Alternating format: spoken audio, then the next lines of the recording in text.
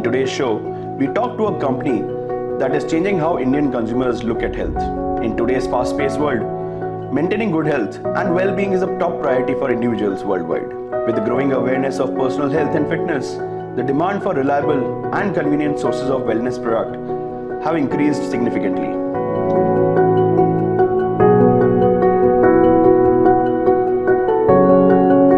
Enter HealthKart, a prominent name in the wellness industry, offering a diverse range of quality products to empower individuals on their health journeys.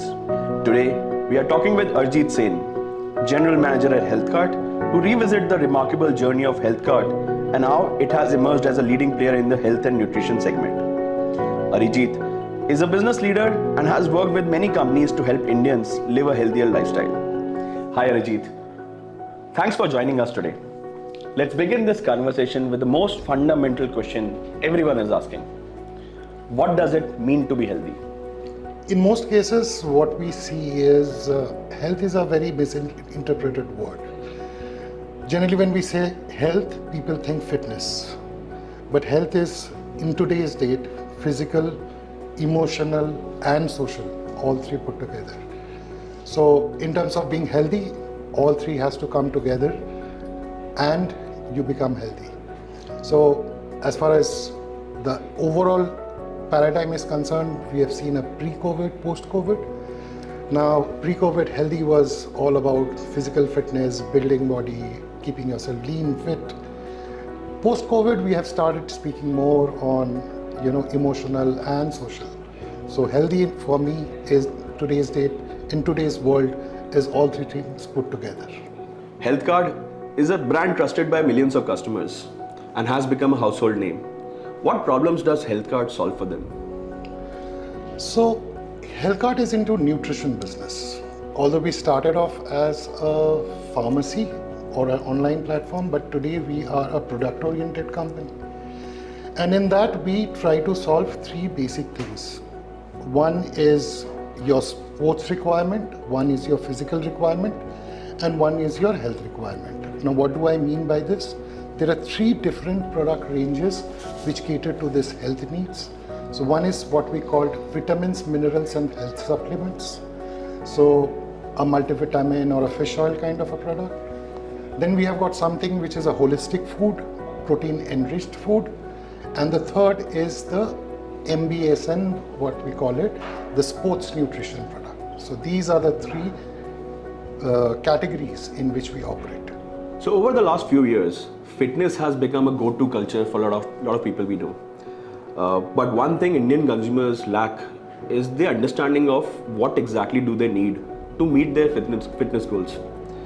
How are you solving the problems faced by Indian customer in understanding or being more informed with respect to what is needed for their fitness goals? Like you said, fitness is completely changed now. So pehle, what used to happen when we used to speak about fitness, it was always gyms. Everybody, whenever you say that, okay, are you fit? Are you want to be into this fitness zone? They understood fit as gyms. Now it has changed. Fitness in today's date has got multiple things. Fitness has got now sports. You play a sport, you are fit. Fitness has got CrossFit into it. You look at the gyms, they are not talking about weights. They are talking about getting yourself fit through CrossFits. You look at people making a simple change in life like morning walks. You see thousands of people walking, moving. Suddenly everybody knows that fitness is preemptive. Everybody now knows the word comorbid. And all these changes have come through during the phase of COVID. And COVID had all its wrong things, but there are a lot of good things which actually poured into us. Now, like I said, that now it is all about being preemptive, trying to protect yourself rather than, waiting for people to come and help you. So what we do, like I told in my last question, there is a whole range of VMHs, which is vitamins, minerals, and health supplements. I'll give you a simple example. Think 2 years before, and if I were to come and tell you zinc, magnesium, and vitamin C, you'd say, What? Today you say zinc, magnesium, vitamin C, everybody will say, oh, immunity. So fitness has become so clear in everybody's mind. So we talk about vitamins, minerals, and health supplements. That's where we fit in. So that's one fitness place that we operate in. We move in sports nutrition. Now you will say sports nutrition is all about gyms. No, it's not about gyms. Anybody who went into COVID, the first recommendation of a doctor used to be have a protein-rich diet. And when we say sports nutrition, it is all about 18 grams, 20 grams, 15 grams, 25 grams protein. So now people understand fitness is equal to health. And then we have got protein-rich foods. So the same muesli, the same peanut butter, the same bars, have it with an extra punch of protein. So that's where fitness is. Also what has happened is, in the pre-COVID era, it used to be all about free. Now what do I mean by free? Sugar free, gluten free, trans fat free, XYZ free. That used to be health fitness zone. Even oil free. Now they are getting into rich, protein rich, fiber rich, PUFA rich. All these things have changed. So that's where we come in. That's where we place ourselves. We are a protein first company. So most places you will see proteins being, advertised or spoken about. And then we have got this wellness segment, which is the vitamins, minerals, health supplements. The culture of fitness is talked about everywhere. In the times of omni-channel and omnipresence, where all your products are available, which markets and platforms? Like we said, health has now got a different balance. It is omni. Similarly, our products are also omni. So we are a D2C first company. So we started in online. And then as and when the popularity kept on increasing, we started making our foray into offline business. So if you are health conscious, if you are in need of a healthy product, and if you think we are delivering the right quality, you will find at a store near you. You mentioned how you started as a DTC brand, but now you have expanded well into traditional trade. What propelled that action, and how did you prepare for it? If you look at India, yes, the adoption rate as far as mobile technology is concerned is significantly high. People are getting into e-commerce. Now there is a quick commerce. Everything is changing around us. But at the end of the day, if you also look at the, nearby kirana, the nearby chemist still happens to be a part of the family circle. And with them now starting to move into, quicker commerce, if I can say that. Okay, something is finished, you give in a call, and the, nearby chemist bhaiya comes and gives it. So we understood that maximum amount of business is skewed in the traditional trade business. So there had to be a start somewhere. Our products were gaining popularity. People were asking for those products in shops. We were getting calls, queries coming online into us for making their products availability. And that's where we decided that it is time for us to move into an omni-channel presence and be present with the traditional trade and the modern trades of the world. Arijit, what role Bizom has played in helping you build the right strategies for India's route to market? It's a partnership to start with. And why I call it a partnership? Because although we call it traditional trade and general trade, the need for data is much more important here, because this is an uncontrolled environment. D2C is a very controlled environment. You know who is buying, what he is buying, what type of demographic that person belongs to. In a traditional market, I always call it the jungle. It is very difficult to understand where your product is going. Now, Bizom actually bridges the gap between an unknown world to a known world. So the entire digital, data acceptance, the stock movements, all happens through Bizom. and the entire analytics part on which we take decisions, the strategy part, everything comes from Bizom. So that's why I called it that it is a partnership, and this partnership helps us take strategic decisions on the way forward, also on what has gone wrong and what needs to be set up correct. Can you take us through HealthKart's journey with Bizom? How did you start and with what objective? And how is the partnership today? Now, Bizom and HealthKart came together when HealthKart spoke about or thought about rolling out the traditional trade GTMT business. So right from the inception, we were very clear. We didn't want to live in an analog world. We were very clear that because we are moving in first time into the market, we needed to know what kind of outlets, what type of customers are buying us, how the stocks are moving, what is selling, why it is selling. So everything from the beginning, it has been a journey. It has been a learning journey on both the paths, whether we call it Bizom, whether we call it HealthKart. So right through the inception stage, we were very clear that digitally we need to be equipped.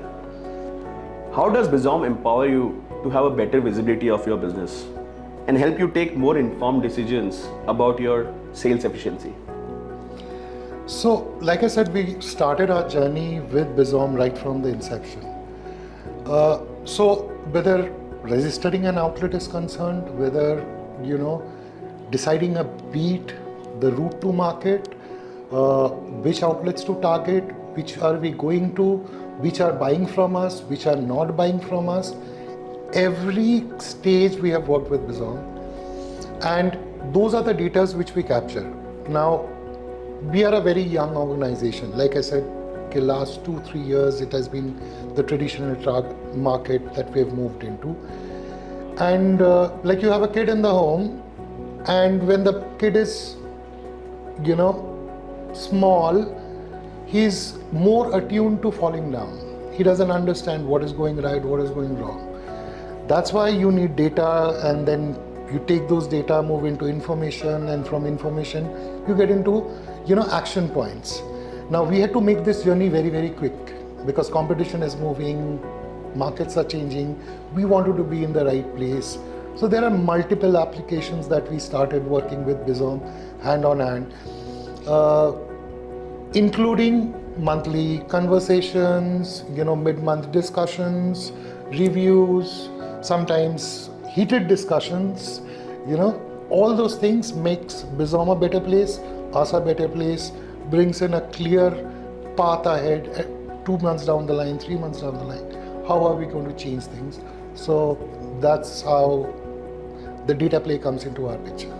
I think the mandate for us is very clear. You have to grow.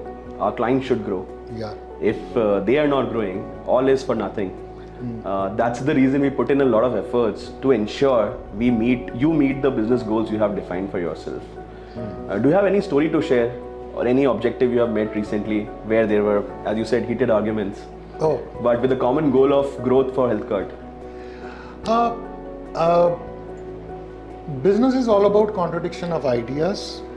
You keep on beating ideas and then you reach out to a certain decision platform. Sometimes we are from the industry, we tend to think that we know it all, overconfidence poison. But what the good thing is, the review meetings I look up to, because when Bizom comes and presents, or you all come and present to me, you all come and present from a very neutral platform. There is no ego boosting, nothing. It is clear-cut data. Okay, sir, we saw this, this is going down, this is going up. There are certain times when you are too bogged down with work, you actually tend to, sideline those things, ke, let it brew for a while, 2 months baad dekhenge. So those are the places where I found the data very different. Second is, you guys operate with multiple other partners as well. You know what they are looking at, how the OTC world is looking at data. So then you bring across our data and there is a contradiction because we believe something, you show us something. You mean the sharing of best practices? Yes, very important. There are sometimes snippets which are given that, okay, in but this particular state, your competition is more than 10,000 and you are less than 5,000. How do we bridge? So those were the places where you actually put in questions on how we are looking at moving the data. Moving the distribution, moving the throughput, why it is happening. I mean, it's all indicative, but at least that's what we do, right? We benchmark somewhere and then we start to take small steps towards the ultimate goal. As a person for strategy, you obviously touched upon the importance of monthly business reviews we do. But there are 3, 4, 5 KPIs which you can monitor on a daily or a weekly basis. But then there are a lot of KPIs which in hindsight tell you a lot about what you were not able to achieve. Do you think our monthly business reviews help you get better understanding of those KPIs in hindsight? Yes, absolutely. Because like you said, there are, a few KPIs that is always playing in your mind. I always put the number at 5. Anything above 5, there are certain times you actually don't remember. You don't track so many things. So we keep on tracking those KPIs. You are fixated. There are certain times you don't look at other things. You don't get the time. Sometimes it's not only about distribution. You are running after P&L. There's a lot of things which keeps on brewing. So what Bizom's monthly review actually does for us is it brings us back to basics. So for a person moving into strategy and implementation both, I always give a lot of focus on the back to basics program. So for me, those review days are back to basics because, like I said, that there are so many questions or so many things that is put on. Okay, what is happening to this state? Sir, this state ka sales is going down. This state ka distribution is going down, and all those things. When you look at overall, suddenly everything is rosy. When you get into the, I call it GB, MB, and I call it giant bites, mega bites, and small bites. So they actually bring you down to the small bites because that's where the implementation is happening. Sometimes we are prone to make a lot of decisions because we don't think about a lot of basic stuffs. We don't think about what is happening in one outlet. We are so intrigued about taking decision in 10,000 outlets. So those are the small things which comes into that, which after Bizom meetings, we generally sit internally once you all leave. Then we change things. There are certain times we tell the team that don't look at the data like this, next time build the data in this particular way. So that's where the partnership moves in. We at Bizom are always interested in knowing whether we are making a change in the life of an end user. How are we impacting the life of an end user in a day-to-day manner when they are using Bizom? Can you think of any example, or if you have anything to share in your opinion, if there is an impact there? Well, there are multiple examples. I mean, think a life of a sales officer. The very fact that where he starts his beat and where it's going, what is the total number of sales, these are all live data. He knows that he has got a KPI to deliver in the month end.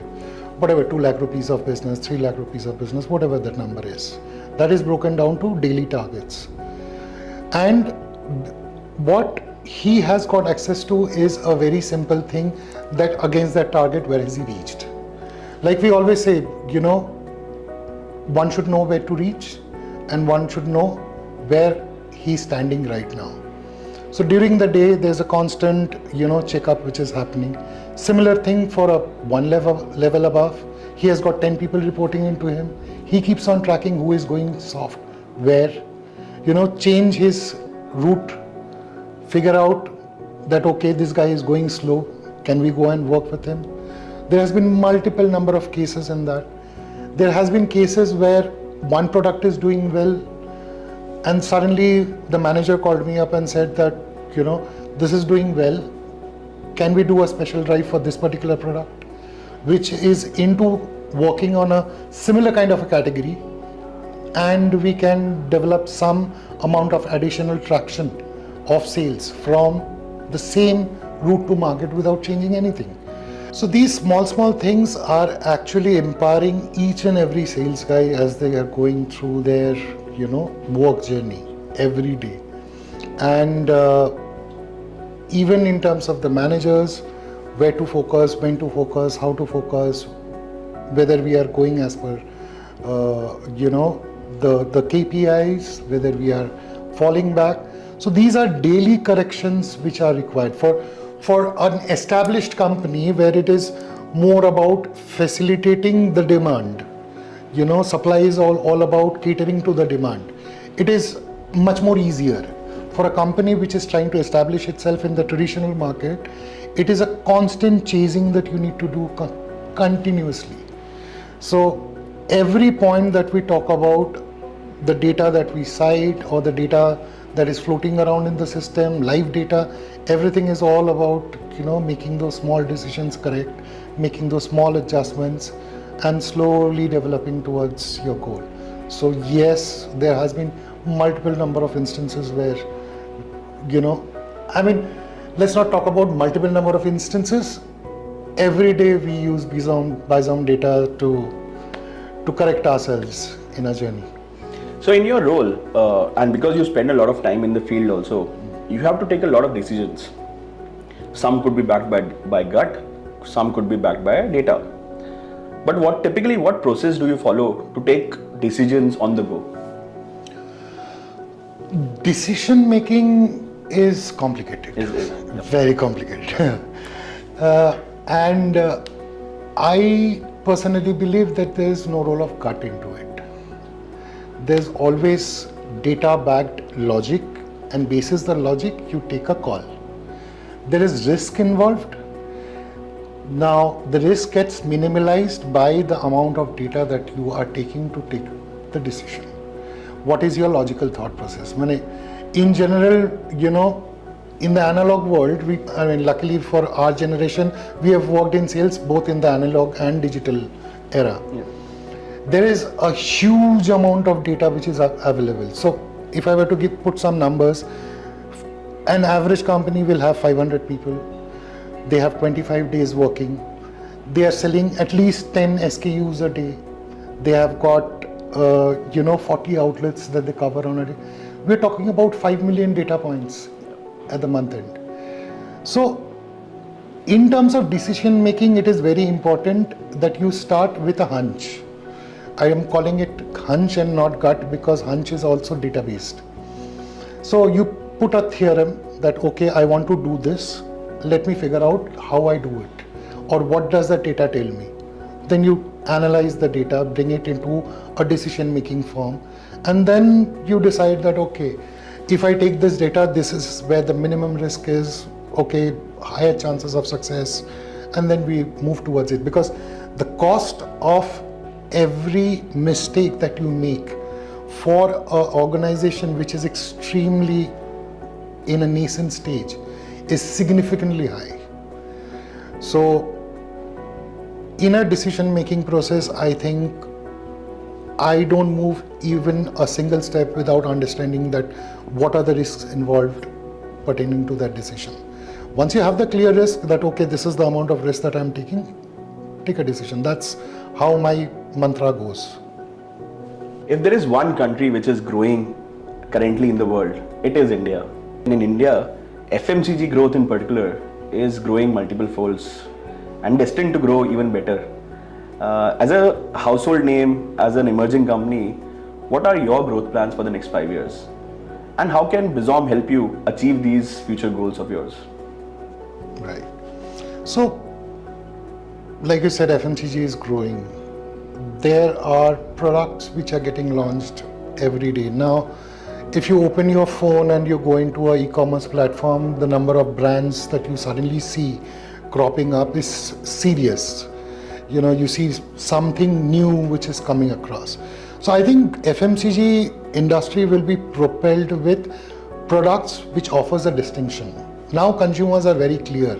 We spoke about fitness. People are talking about, from a gluten-free world to a protein-rich world. So The taste is evolving, people are getting exposed to international locations, they want to go into better products, they are ready to pay more prices. They know that higher prices means better quality. All these things are setting in slowly, and that's why there is going to be a consumption growth, there's going to be also a value growth, and value coming from distinguished products. So existing products, cheaper products will give way to more value-added products, as we call it. So there is going to be constant development which will be happening. Lifestyles are changing in big time. I mean, I don't remember seeing so many gyms, so many, badminton courts being advertised all around the road. Swimming pools opening up. So constant change in lifestyle is also happening. OTT has boomed. Midnight munching is on the rise. So it's not that it's only about health. It's also about indulgence at your home. So there are multiple things which are changing the scope of the industry. The way we buy our product is changing. Previously, at 10 o'clock, if you wanted to have a rasgulla, you don't have an option. Today you do a quick commerce and rasgulla is into your home in 20 minutes. So consumption is now actually getting into indulgence. So there are good things about it, bad things about it. So in the next 5 years, there's going to be sea change. There's going to be a lot of companies coming in with distinguished offering, with specialized products. So I see, in the traditional companies, we will still see growth happening in, single digits, but there would be new companies which will be operating in very high double-digit growths. And being into the scope of distinguished product, evolving category, changing lifestyle, I also see double-digit growths kicking in our business as well. So your growth plans are aligned with this cultural shift, with this change of scenarios? Oh, absolutely. We are ever so eager. Plus, even the buying habit is changing. So initially when we are talking about, traditional markets, marketeers used to move into D2C. Now D2C is backtracking into the traditional markets. And the intent would be to make our products available at an arm's length with the consumer. So in today's world, the consumer cannot travel more than a kilometer to buy your product. That's insane. The traffic is insane. The heat is insane. So we are pursuing a clear target that let it be within a kilometer of all the residential locations.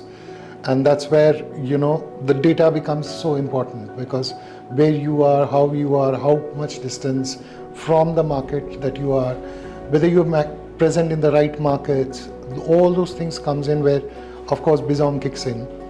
And that's the plan that we have going forward. It was fascinating to know about your professional journey, but we are very keen to know about you as a person. How do you manage your health and fitness needs, especially while living a very fast-paced sales life? Yeah, it's tough. It's extremely tough because I travel a lot. Strategy is also about implementation. So we move to the market a lot, understand what is happening, what is not happening, what is working, what is not working. So in that kind of a scenario, it becomes extremely tough because your flights are mostly early morning, late nights. India has got a very different kind of every location that we go to, the temperature, climatic conditions, everything is very distinct. So it is extremely tough to regulate. I generally keep two things very clear with me. One is a light dinner. So that is the only time when something is fixed, because during the day you are moving in the market, you eat what you get. And morning times I generally start with a light yoga and followed by some vitamins and minerals which are a part of my daily diet.